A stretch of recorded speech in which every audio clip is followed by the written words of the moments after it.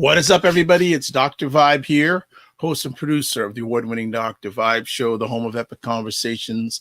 I'm the host of Epic Conversations 2020 Best Podcast News Award and 2018 Innovation Award winner given out by the Canadian Ethnic Media Association. Also, I host the only online show in the world for fathers and dads that is sponsored by Dove Men Care and Dad Central, Canada's national fatherhood organization. And I am the board chair for the Global Food and Drink Initiative, otherwise known as GFDI. And it's a multimedia not-for-profit that showcases Blacks in the diaspora that are doing their thing in food, wine, and travel. It's the Morning Vibe, and I'm with my co-host, Mr. Ryan Knight. What's going on, Ryan? I'm good. You forgot to mention that overall good guy. Who? I'm pleased to know you, sir. My name is Ryan Knight. I'm one of the co-founders of the Afro-Caribbean Business Network. You see me branded today. I'm the founder of Detailing Nights. We're doing some training, getting set for June. We're hoping that we're going to be able to open, come to your house, clean your cars, support our youth. We're hiring about 10 micro franchisees this season. So if you have a high school or a college student, or even if they're out of school and looking for work this summer, please connect them with me. Send me an email or just call, text. My number is 647-225-3309. So this is for people living in the GTA, Peel, Durham, out to Halton, all the things close to Toronto. We're going to be cleaning cars. So happy to get started. The weather, I love waking up by the sun. It's just such a beautiful feeling. Yeah, it's sunshine. And like for the last, I was listening to the news rarely. I rarely do that these days. And it's about like 8 days that Toronto's had over 22 degrees Celsius, which is like 75 degrees for night weather. We have not had rain in a minute. But Very true. So hold on a second. So you're doing the training. Is it inside or outside today? Well, it's mainly online for now. Okay. So letting people onboarding, letting them know. But yeah, this weekend we're going to be doing hands-on training. Ooh, so we'll see. Humidity. Yeah. But luckily we'll be underground. So I'm hoping the humidity will be okay. But yeah. Okay. All right. You're going to be okay. Good stuff. So we're going to be chopping it up today. Just touching on different odds and ends, I guess, where we live in Ontario, because we have a worldwide audience. Ontario is a province in the country of Canada, just like compared to states in the United States. We have been in lockdown pretty much most of the last year. Since like November. Yeah. Technically, last November. Yeah, but the Ontario government yesterday said they have a plan to open us back up. Yes.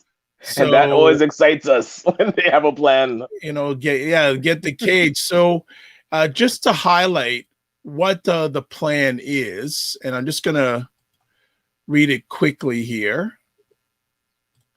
Yeah, so as of this weekend, and actually it's a long weekend in Canada this weekend, it's a Victoria Day holiday, which is the unofficial start of summer.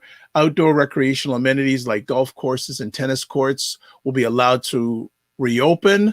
Outdoor limits for social gatherings and organized public events will be expanded on Saturday, which will allow these amenities to be used to up to 5 people. They include driving ranges, soccer and other sports fields, tennis and basketball courts, skate parks. No outdoor sports or recreational classes are permitted. Okay, interesting.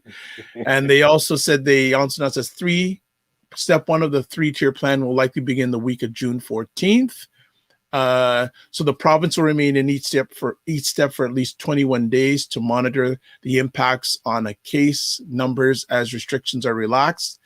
And just quickly, step 1 is Ontario must wait at least 2 weeks after 60% of the adults have received 1 dose of the vaccine.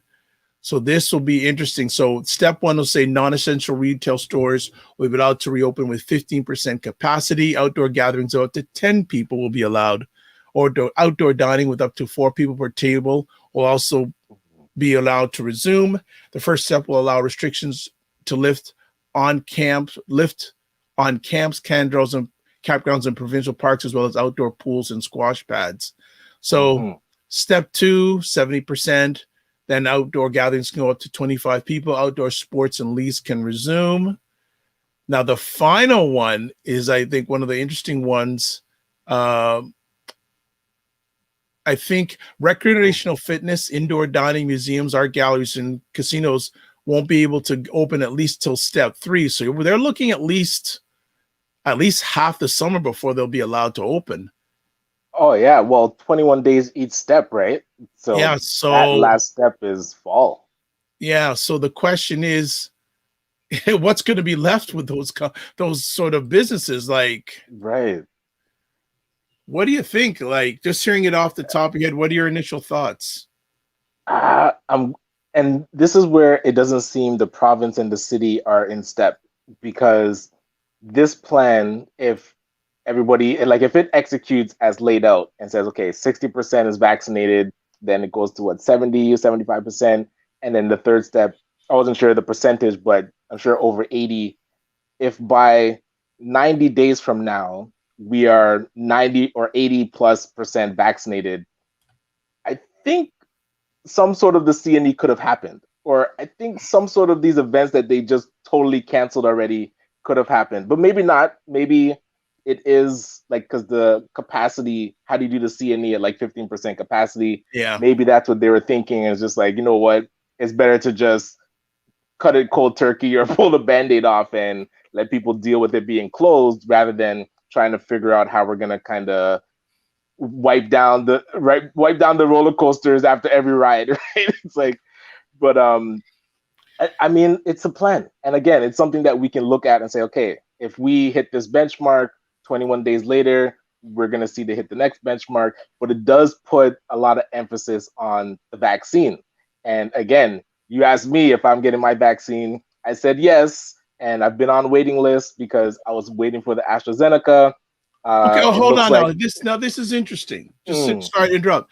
I no, was no, I could have got the AstraZeneca a number of weeks ago, but I started to hear reports about it, and I said, yeah, yes. because I could have had it a month ago, like at a Okay, pharmacy, right, right. with a pharmacy that was like 10 minutes drive from where I was at. And it'd be Mm. so. Are you booked yet? Are you still waiting? Are you still wanting to get it? What's the take Dude, there? man, it's like you have to stay away from the internet if you want to just get this stuff done. Because I'll get a WhatsApp video and it's like, before you get the vaccine, watch this video. And then, so the last one that I watched was about the RNA type vaccine, so the Moderna and the Pfizer, where it's actually manipulating your DNA. But then I've watched like a 60 minutes episode where it talks about how manipulating your DNA actually helped people get cured of sickle cell. So, like, do you trust science? And that's the thing. Like, it's, if this was a mega master plan, and this is, I'm going into my conspiracy part of my brain, where I love being in that brain part, because you get to imagine massive game plans that the man or somebody has for us, like simpletons. But if this is the master plan to get the entire world vaccinated, to control us with microchips, dude, I would have to applaud them. I was like, you have to kind of slow clap and be like, you know what?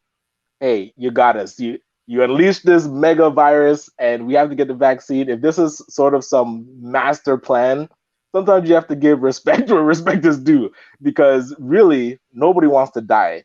And if I'm gonna be a person that is now carrying a virus that could kill people, I would rather get the vaccine and know that I did my part for society. You know, like, this to me goes beyond just conspiracy. And my wife is a nurse. She's in the front line, coming home, talking about her experiences. And, she's seeing people die. And it's wild that I always remember when she first started nursing, it was over 15 years ago.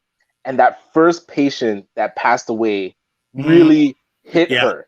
yeah. I mean, she couldn't sleep, and now death is like a daily occurrence, where Mhm. you have to grow that thick skin and just be able to deal with it. And even still, she does connect emotionally with her patients, and she'll come home and tell stories about amazing patients that she's dealing with. Hey, some are having some hard times, some give her a hard time, but she always has that empathy to just be there for them, no matter how she's treated. And Black nurses can tell you stories about how they're treated, but Oh yeah. she's always there. And now like I was saying, a person that comes in could come in walking, swinging arms, and just need to get a checkup on something, and then catch COVID and die. Like literally, she has seen that happen, and that is something that I don't want to be a carrier to say, because I'm afraid of some conspiracy, that now I'm going to carry COVID and give it to my parents and then they pass away. Like those are things that really we shouldn't be putting on our hearts. And again, the WhatsApp groups that I'm in, they're going to be hearing this and be like, "Oh, Ryan's gone rogue. I thought he was down for the conspiracy. I thought he knew that 5G is the reason we're getting COVID." And like, it's just crazy. But this is where we're at. I mean, we're at the end of this, what would you rather regret? Would you rather regret that you didn't get the vaccine and caused family members to die? Or would you regret that, okay, the conspiracy might be, you battled the conspiracy, you went against the Illuminati, and you defied the protocol, and Bill Gates giving you a microchip, and you won. You didn't get the vaccine, and then they tell you that you can't go visit your parents because you don't have the like now you're locked into a bubble because they're bringing back your vaccine card, and you can't travel, you can't go to certain venues because you won against the conspirators. Really, that seems to be the choice that people are putting up. It's like, oh, are you going to be a sheep and get the vaccine, or like what's the alternative? Like, to me, I think that conversation has passed now. Like, we need to just do what is necessary to make sure that the majority of people are safe. And as my child, my son, is under my foot because he's on break from school, I'm getting ready to send these kids back. Yes, you need to go back to school. That is official. It's gonna. Okay, go back now. It's gonna be interesting to see if. Okay, go tell your teacher you're bored. Thank you. It's going to be interesting to see if in-class school happens between now and the end of the year, because what we're in May right now, school's got another 4 or 5 weeks. We'll see if it happens or not. I think, do you know people who are saying, I'm not getting the vaccine? Do you know of anybody who says, I'm not doing it, period? Oh, yes, 100%. And they are very adamant. Okay, I'll get it. Thank you. Go tell your teacher I said. And close the door. Oh yeah. Once school's open, they are going back.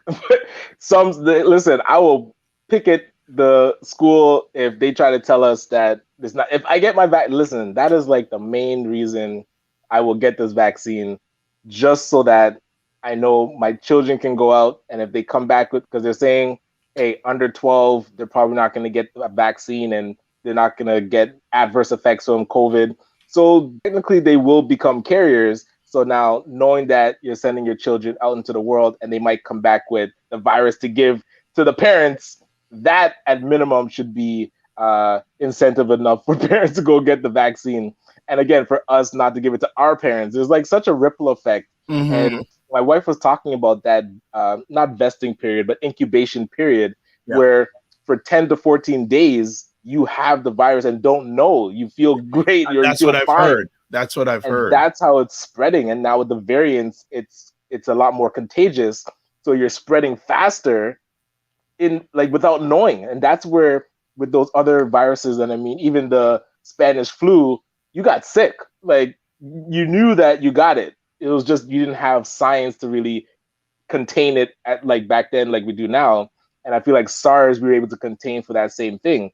You knew you got it, so you can say, okay, isolate and do your thing. But right now, people are just walking around freely thinking that they don't have it. And we'll tell you, you'll go into an elevator at like a building and people say, oh, don't worry, I don't have the virus. You know, jokingly, but not joking. So you could be in business buildings and people think, hey, I don't have it.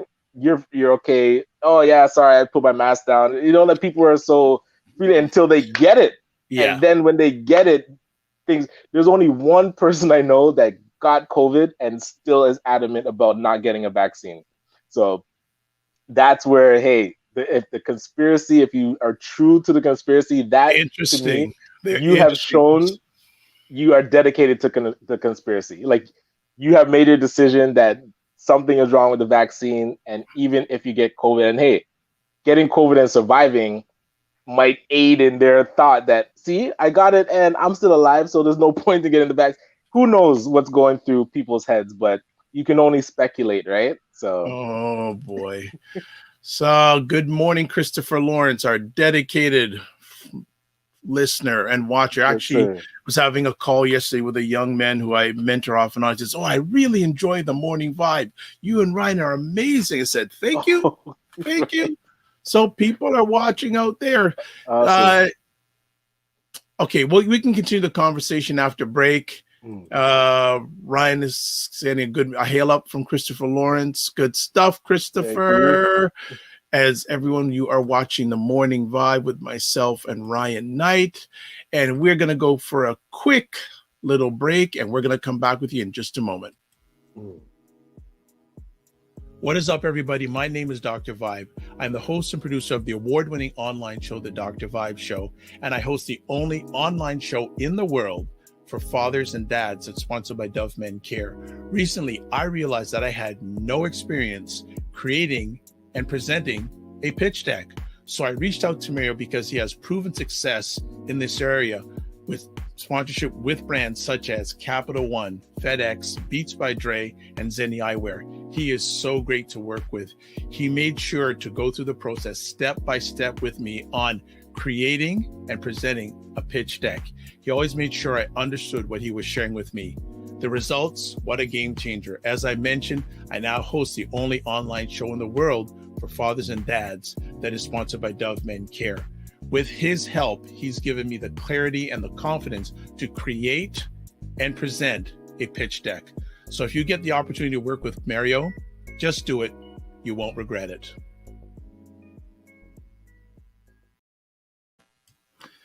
And that is Mary Armstrong, who's going to be helping Ryan and myself with his course. So we just thought we'd give a hail out there. And certainly we're broadcasting live on May 21st. If you are interested, I'll put up the link again just quickly. You can screenshot it. And the deadline to register for the course is midnight Eastern time tonight, May 21st. Okay, yes. So the deadline is there. He has about 5 places left. And maybe I'm going to ask him if he can come on one morning and join us. I should have asked that. I should have asked him while I was doing the deadline day. Yeah, I should have, but he's been doing incredible amount of breakthroughs and getting people wins. Like he has been on. He last night he did an hour and a half webinar. He did one last week. He interviewed me both times during the webinar, which was really absolutely humbling that he did that. So if you want any more information, we've given that. Also, if you look on my Instagram timeline, I put up a segment of my conversation, or his conversation with me, not my conversation with Mario, his conversation with me. Versa. Yes, his conversation with me, because he was leading it on my Instagram timeline, about a 2-minute segment. So if you want to find out more about it, certainly check it out. Getting back to this COVID thing, what did you think about the American Center for Disease Control? I don't know if you've heard about this or not, like about a week ago, saying, okay, if you've got vaccinated, you don't have to wear a mask. That's what I would expect. If you're creating a vaccine that is supposed to protect me from this virus, that should be the messaging. If they're saying, oh, you got the vaccine, but still you have to do all the protocols, then why get the vaccine? If I'm going to be wearing a mask, isolating, staying away from people, not like the vaccine to me. And again, I'm like on that fence of conspiracy. If I'm going to get it, I'm getting it and going in. Like I want baseball back. You're not getting it for a while. I just got this thing. You're not getting it for a while. Because if you're on the fence, you're not getting it for a while. No, but I want to get it and know that I can go hug my mom. Like I don't want to get it and then I still can't go see my family. Like to me, that's like a waste of laying down arms against the conspiracy. Like if you're telling me that the vaccine will get us back to normalcy, I'm ready. Okay, jab me and let me go to my like West Indian restaurant and sit down at the Real Jerk and eat some food and not have to worry that this vaccine actually might not work, and actually I shouldn't be sitting here and I shouldn't have went and hugged my parents, and like let it do what you guys are selling us as supposed to do. Them finally saying that, at minimum, we should be able to get the vaccine because, and then not have to wear masks. Like, okay, that to me just makes sense. If we're getting the vaccine and still have to do all the protocol, like who are we protecting ourselves against? Is the vaccine protecting us or is the mask protecting us? I thought the vaccine was going to be protecting us. So yeah, it's really interesting. I'm scheduled to go get it. I just went. I'm not. It's not top of mind to me, but it's going to be interesting to see the continued fallout in regards to this. Because and I was discussing this on another one of my conversations with Aisha K. Staggers and Jill Jones that we do every Saturday night live. Not Saturday Night Live like the television show, but Saturday Night Live, 9 p.m. Eastern times, and they give great perspective on American politics and the whole thing about health becoming political. True. Yes. I like, especially in the U.S., it's become very, very political. I don't think as much here, but it's just become, health has become political. Yeah, well, and there's so many dimensions to it, right? Because even if you look at, if you want to attack Trudeau, you attack not the vaccine, but the logistics of the vaccine. And how perfect could logistics be that he would not be able to be attacked? So if you don't like the man, it's very easy to use like COVID and the vaccine to now attack his policies. Same thing with Premier Ford. If you don't like the man, there's literally nothing. This rollout plan, you could dissect it to death. Like, oh, why is it 21 days? Why is it 60%? What if people don't want to get a vaccine? Does the vaccine even work? Are you telling us that the vaccine is safe all forms? Or is it like you can just attack? And like you said, when you turn it political, it's so easy to use it as ammunition that the like the opposition, it's like dangling a carrot in front of like a starving donkey. It's so tempting that they can't not take it. They can't not take the bait. And really now, as citizens, we have to figure out the difference between a political attack and an actual factual attack on the process, and saying, okay, were the scientists wrong? And from the beginning, I remember my wife had gone to I think the CDC's website and saw that they were saying that it was airborne. So she always advocated for the N95s when she was working. But then in between, they had changes saying like, oh, no, you don't need the N95s. It's not airborne. And now a year later, they had to apologize and say, we were wrong up front. We shouldn't have changed it. And it is airborne. So you do need your N95s. So that's where you can attack that specific statement to say, okay, you guys told us something. It turned out to be wrong. Thank you for admitting. And now we know how to move forward. If you want to turn that political, you would say, oh, the conservatives don't know what they're doing. Look, they lied to us. Oh, the liberals don't know what they're doing. Look, they lied to us. Get them out. They don't. But that, like, they don't correlate. It's like, okay, science can science can make mistakes. And that's the thing.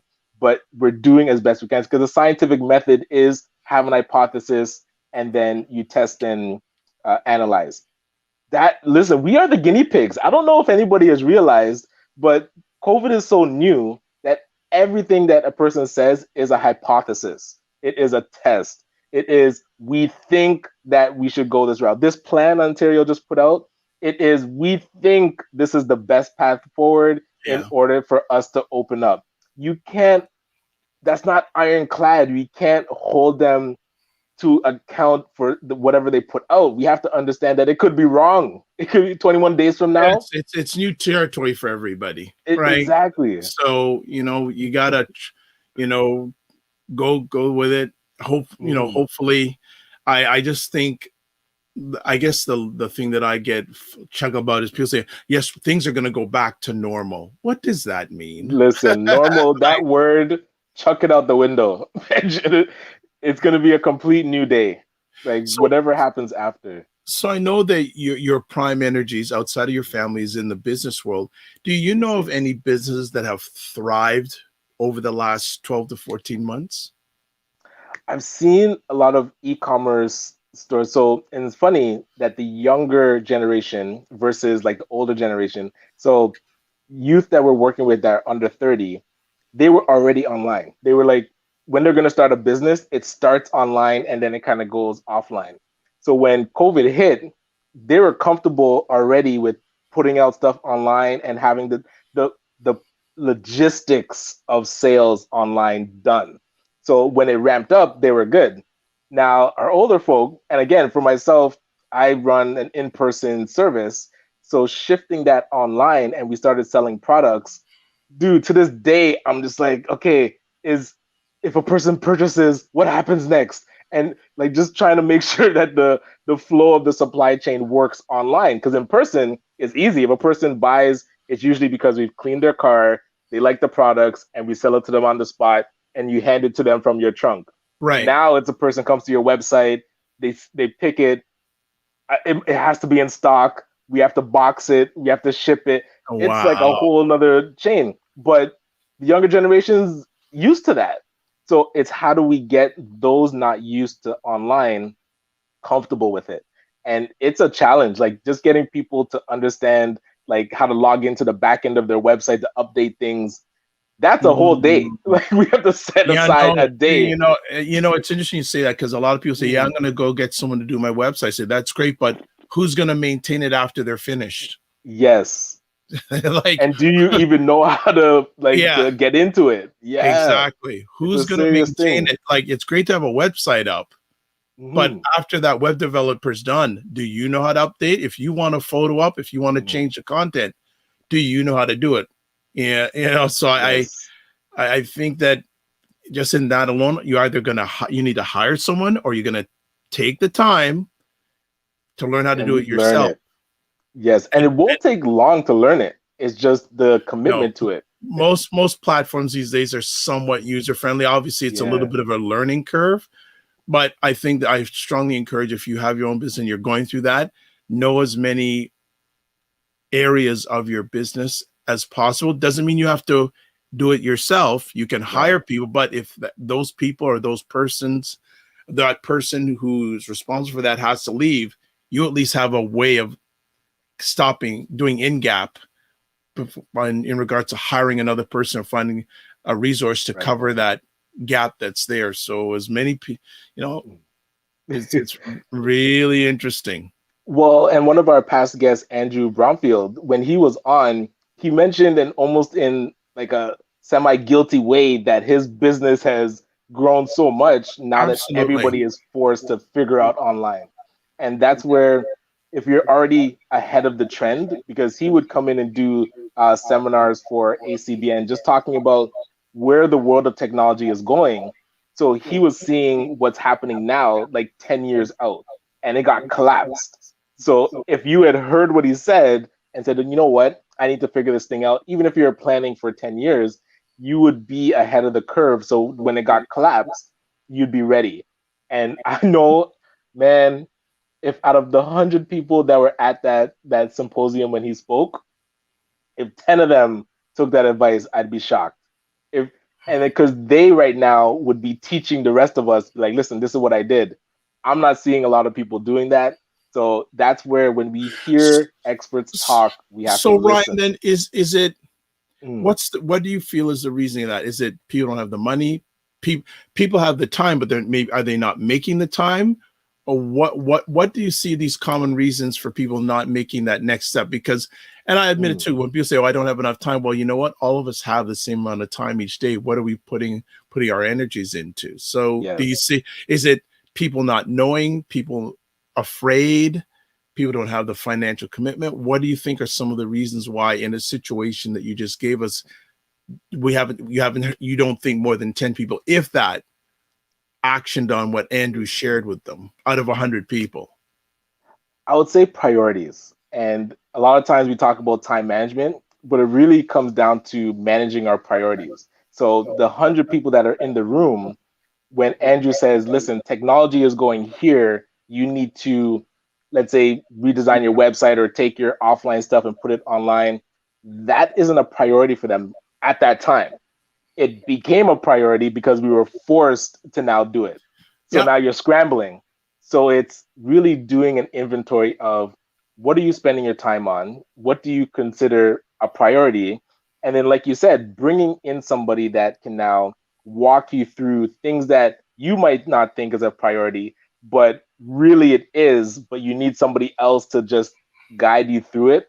Because when we're doing everything ourselves, those things that are lower priority but important, we don't get to them. Because if I'm out cleaning a car, I'm not able to update my website and put the online booking and deal with the e-commerce. That becomes a midnight thing. And a lot of times at midnight, it either happens or it doesn't because you'd rather sleep. Yeah. So we're putting this pressure on us to get things done that are important but low priority late at night, so it doesn't happen. Well, talking about priorities, weekend's coming up. What do you got planned Love for it. your? What do you got planned for your? Well, we know what you're doing tomorrow. Yes, yes. Well, two things tomorrow. So our Black Boys Code session is also tomorrow. Yes. So You know looking what? forward to that. We should invite that gentleman on, Brian. Yeah, Brian, and I know Collins, the regional Oh, okay. Okay, so Ryan is just froze. manager too. I'll see if Yeah, either we of them are available now is Brian because still located would love on the West to Coast? promote it. And a few people, yes, he's still in Vancouver. Yes, am I back? Good. And then Yeah, you're back now. Yeah, it would cool. be Yeah, so great. Brian, he's still in Vancouver. It'd be great to get him on and have him talk about that. Well, so you got two things on what's on top for Sunday. Sunday is clear. I don't think anything is in there. What? My children are gonna be quite impressed that I always get the Is this weekend. two Sundays in a row, I think? Yeah, hey, I feel like my Wednesday afternoons and my Sundays I'm trying to keep completely clear. So 1 week. So this week it look like it's happening. I want to keep this going. So we'll see. Nice. Pure family time. Nice. Fantastic. And Well, for you, sir, what are you up to? well, today, Friday, there's a few meetings today, getting people collaborated together. I was able to do a collaboration meeting with an organization with Keep Six, which is a great organization in the Greater Toronto area that does Nice. placement of people who are ex-incarcerated into the workforce. So I was able to have a great meeting with one of the members of my community and Keep Six. It looks like we're going to get a person from the Keep Six intake staffed, at this organization. So that's great. Shout out to Richard. Yes, Richard and Rachel. Yes, okay. Rachel. Nice. Rachel's wonderful. Richard and Rachel are doing fantastic stuff. Today, some meetings. This evening is fairly clear. Hopefully going to cut my grass tonight. Yes. Myself and Ryan are enrolled in a course. So I'm going to start working at it Actually, I might as well say it, myself and Ryan are enrolled in Mario's course. So we're going to start doing the work for action that. For action, big time that. Yes. And hopefully we'll get, after we finish the course, we can bring Mario on and ask him how it was doing that course. But that got and Ryan and I got to talk about, I've got to get what's it called? Advertising template for people who want to sponsor, companies who want to sponsor. So if you want to put your ads up on this platform, we are open for business, especially with Mr. ACBN. He is Mr. Business. He's open for business. And I'm supposed to be getting a delivery tomorrow from Mob Seafood. So I'm looking forward to some seafood because I was blessed to do another Instagram takeover on the buyblacks.com restaurant week. And interesting, nice. Monique, hail up Monique from Mob Seafood. And it's funny, she works at Adidas. Oh, solid. Yeah, and I asked her, well, are they still located in Vaughan on Langstaff Road? She goes, no, they're at Highway 27, all that. And I told her, well, a little bit of history. I was the second Black Canadian hired in the Adidas office. She went, what? You're That's wild. kidding. She goes, we gotta have you come in because like you're one of the OGs. I said, right. sure, no problem. So I'm looking forward. So when I That's get so good. my mob seafood tomorrow, I'll be doing an Instagram live of me eating their food. It seems that Solid. that's become really popular. I never thought, like I said, why don't I just go on and so each one of the three restaurants, Mob Seafood being the third, when I get their food, I sit down on my veranda at my table and I just start eating IG live and people start jumping in. The last one I did for wasn't sugar cane. It was for GC Jerkers Express. So yes. one of the I did my first one for a sugarcane restaurant, and a guy from Northwest in the Northwest in the United States jump on, and he does food education for school kids, and I've known him for a few years. He's a very good guy. So when I jumped in for my second one with GC Jerk says, he came on and says, no, I'm not coming blind. This says he came in with food too. So we had nice. I had dinner and he had a mid-afternoon meal. So we were just eating together and other people started jumping in and we went from food to then we had what's his name? The big dreamer, Greg Walker out of Cleveland, Ohio. He is an amazing guy. That's so good. He little short story about him, and I've been a digital associate of his for many years. He retired at 39 years old. Solid. Now, here's the thing. When he retired, he owned over 130 Subway restaurants. Holy smokes. Actually, I should actually see if we can get him on here. But he was giving us a real deep dive on what the impact of COVID on the restaurant industry in the United States. Right. And he was telling us over 200,000 restaurants have closed in the United States in the last year. That is not like that is an entire economy or industry. I wonder what the percentage of but see, is in the entire industry. That's huge. Not only that, but you look at the ripple effect. Right. There's people in the restaurant industry lost their jobs.